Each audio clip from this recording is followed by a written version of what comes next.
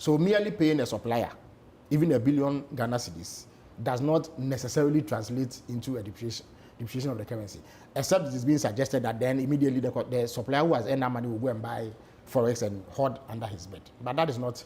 The president is scheduled to cut short or commission projects in the road sector today, the big push. That is true. You are saying to us that if that big push comes to fruition and all the monies of the state are being used to pay these contractors to do the work they do, the city is not going to start but all struggling. the money of the state will not be used to pay contractors. A lot of it would be used. The big push will amount to 13 billion Ghana cedis.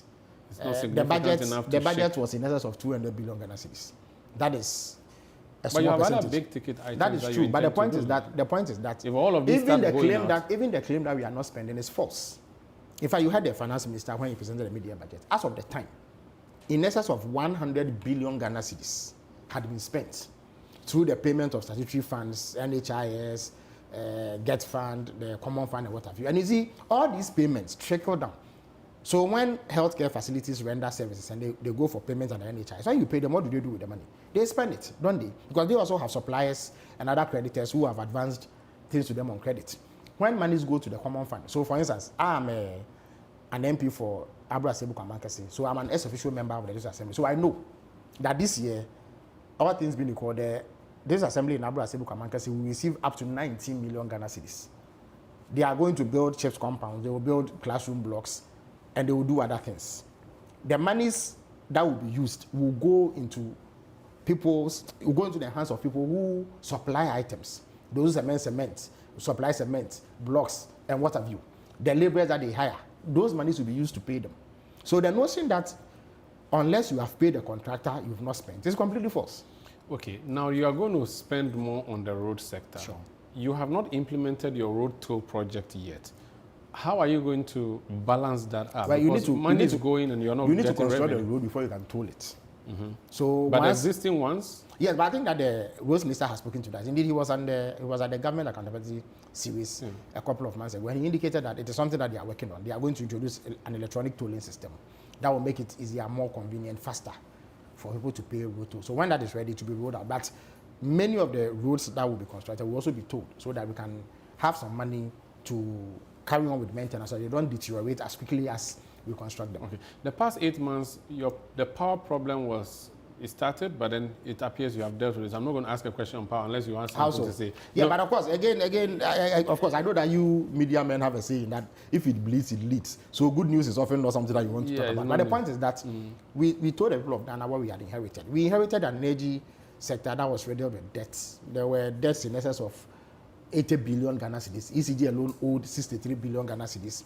IPPs were owed billions of dollars and what have you. So what we did initially was to ensure that we secured adequate supplies of fuel to power our thermal plant, because we were aware that the West African gas pipeline was going to shut down. The previous government didn't make any effort to leave any substantial amount of fuel to fire thermal plants. So we did that. Then one of the problems was that money was not getting into the hands of people along the value chain. So we were constantly indebted to the IPPs and other suppliers within and other stakeholders within the energy sector. So government took a decision that the cash waterfall mechanism must be implemented properly.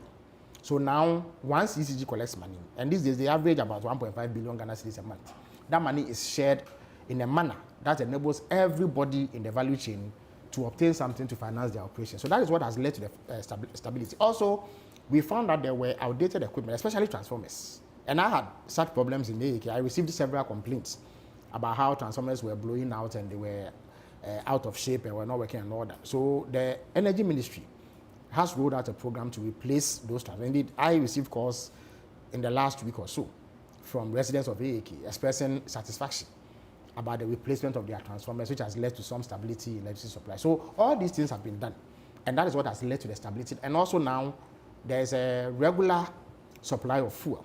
Indeed, only yesterday I found out that between the beginning of this year and now, about $1 billion has been spent buying fuel. So that is what has kept the lights on. You're planning to toll or tax people for this. The ECG and the water company and the other utility service providers are saying that they are going to tax us so much. They've sent the proposal to PURC. What would be the government intervention? Omar, I think you've been around for a long time, so you know that it is not every proposal that's accepted. It is not unusual.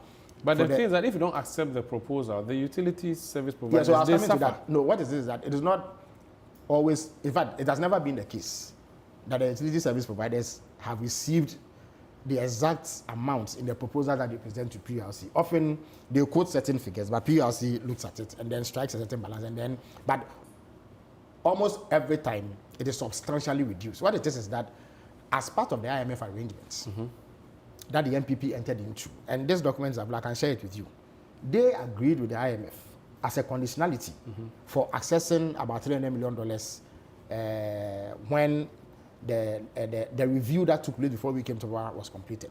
That's around December 2024. That they were going to do periodic tariff adjustments, quarterly tariff adjustments. And then in September, they will do a major tariff adjustment. And this was agreed upon by the NPP. It is cast in stone, calcified. So it must also go on record. So when the NPP comes to lament electricity price increase, you know that they are being duplicitous and hypocritical. They are simply not telling the truth. Okay. They went to agree it. We are bound by it.